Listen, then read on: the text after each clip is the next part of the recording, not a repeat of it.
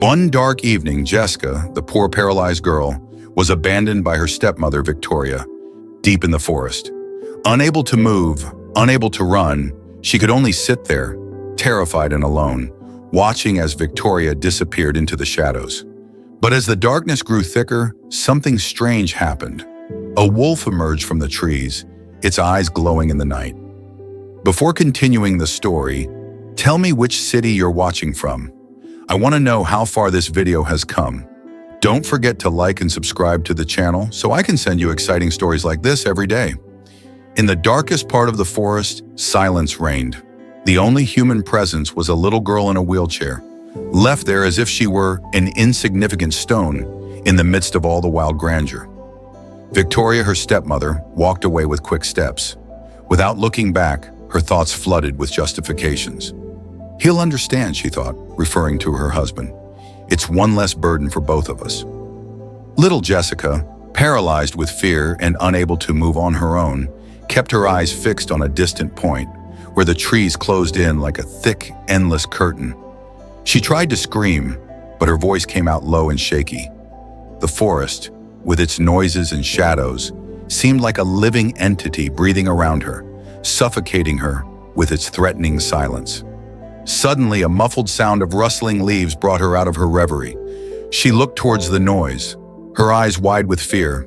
Between the shadows and the diffused light coming through the leaves, a pair of twinkling eyes watched her. It was a wolf, slender and stealthy, emerging from between the trees. The animal seemed to glide along the ground, its eyes fixed on her, unblinking, as if trying to understand what that human figure was doing so alone, fragile and immobilized there. Jessica held her breath, trying not to make any sudden movements. Every fiber of her being was screaming at her to run, but her body simply wouldn't respond. She just kept staring at the wolf, hoping that perhaps it would lose interest and go away. The wolf, however, did not move away. His slow, calculated steps came closer and closer, as if each movement had been planned so as not to frighten her, but also so as not to show any friendly intentions. He stopped a few meters from Jessica, his gaze deep and enigmatic. As the wolf slowly approached Jessica, on the farm of her grandparents, Robert and Amanda, something nagged at the old hearts.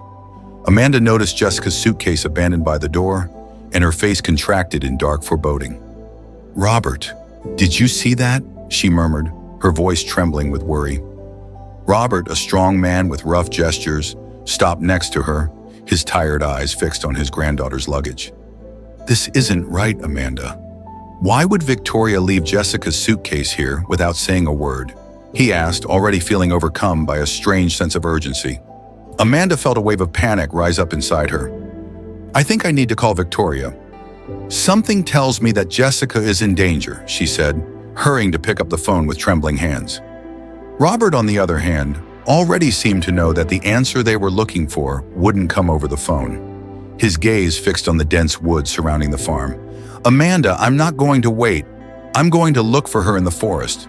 The connection between her grandparents and Jessica was deep, built up over the years, between walks in the fresh air and quiet afternoons on the veranda, where she was enchanted by the sounds and calm of rural life.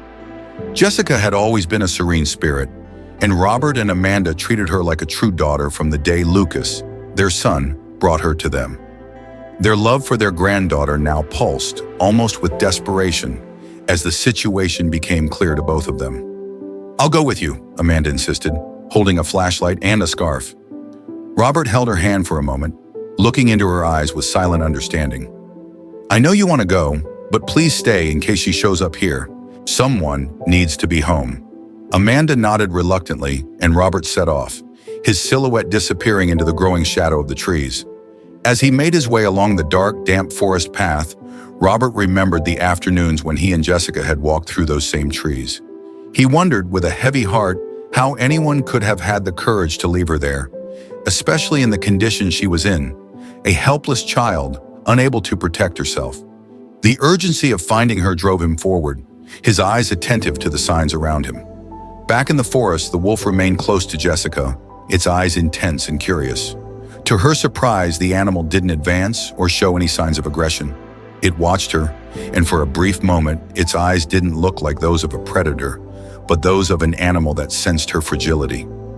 A distant howl echoed in the forest, and the wolf raised its head, attentive to the call. Finally, it took one last look at Jessica, as if it knew something more important was waiting for it, and disappeared into the trees.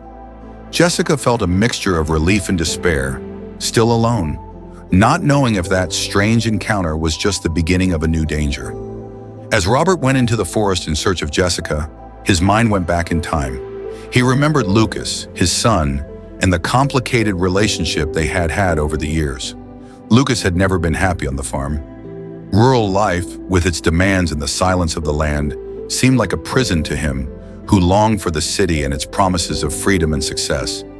And so, as soon as he came of age, he left without looking back.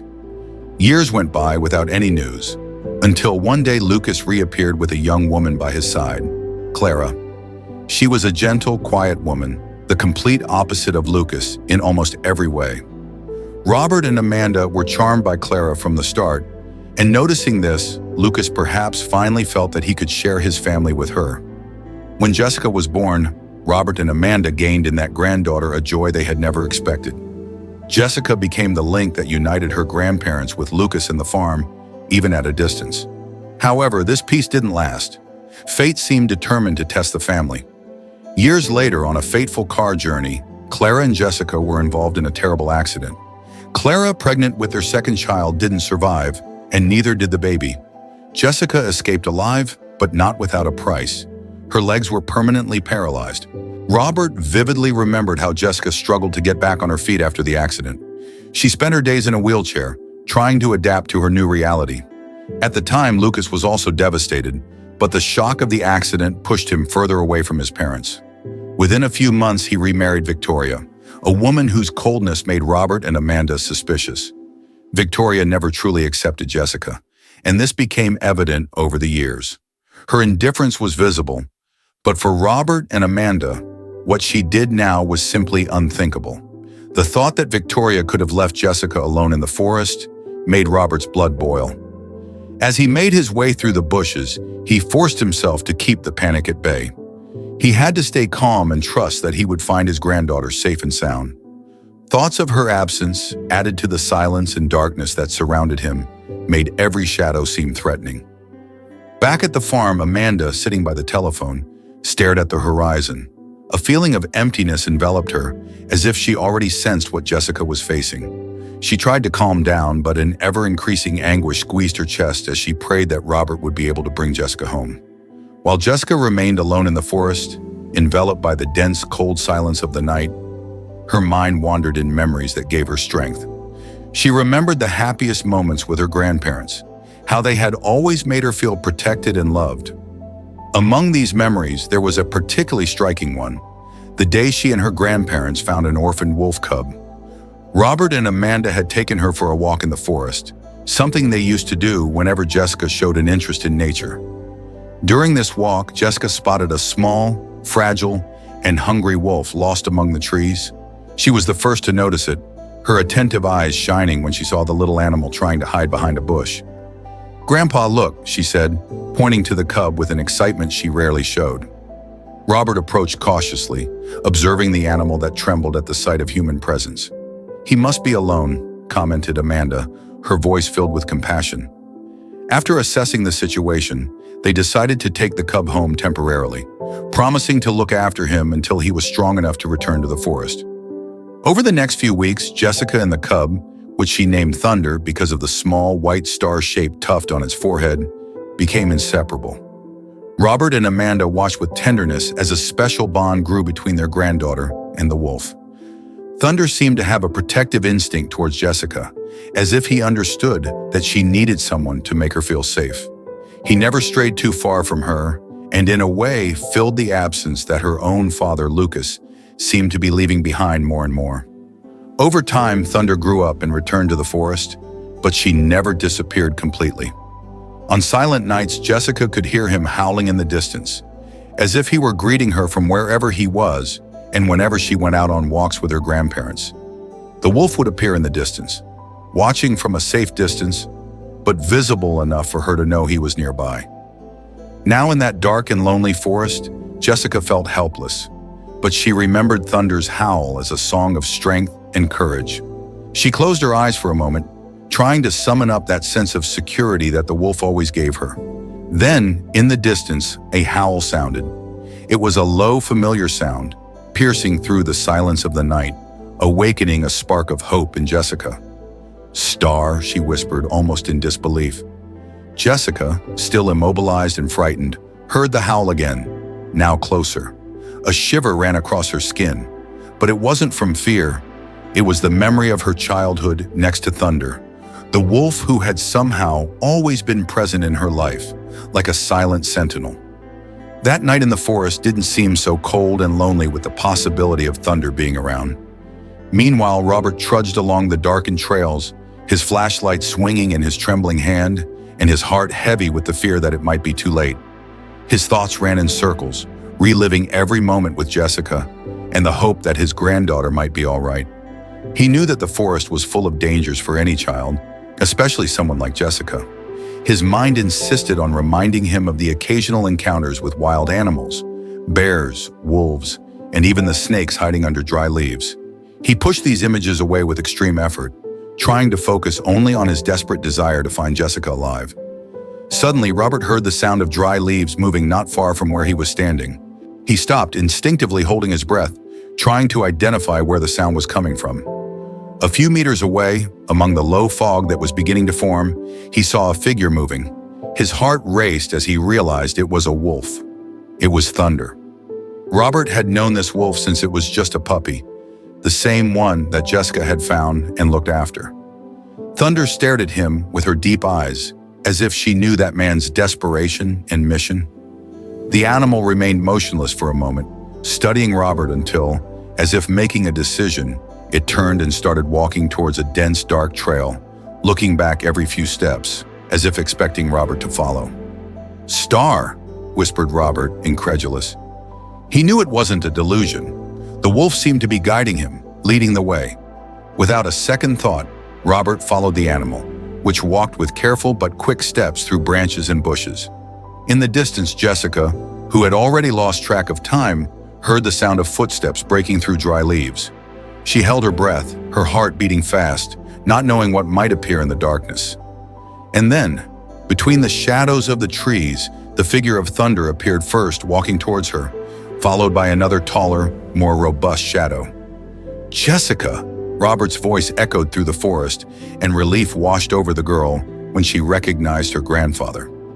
"Grandpa," she replied in a broken voice, unable to hold back her tears.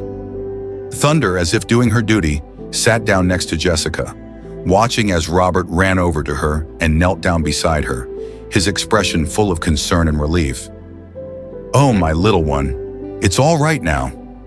I'm here," he whispered, hugging her carefully, as if he feared she might disappear if he squeezed her too tightly. As Robert hugged Jessica, a mixture of relief and pain formed in his chest. She was cold and pale, but alive. Next to him, Thunder remained seated, his eyes alert and his ears raised, as if he was still expecting danger. Robert ran his hand through his granddaughter's hair, trying to comfort her as he felt the dread begin to give way to a firm determination. "I knew you'd come, Grandpa," murmured Jessica, still trembling. "I was so scared." "Shh, my girl, I'm here now. Nothing else will happen to you," he replied, holding her tighter. Robert stood up carefully, holding Jessica in his arms. His determination was clear. She would never be left unprotected again. He looked at Thunder, who continued to accompany them with careful steps, like a silent guard. Robert knew that the wolf could disappear at any moment, but something in the animal's gaze made him feel that night, it was there for Jessica. As Robert made his way back, a noise among the trees caught his attention.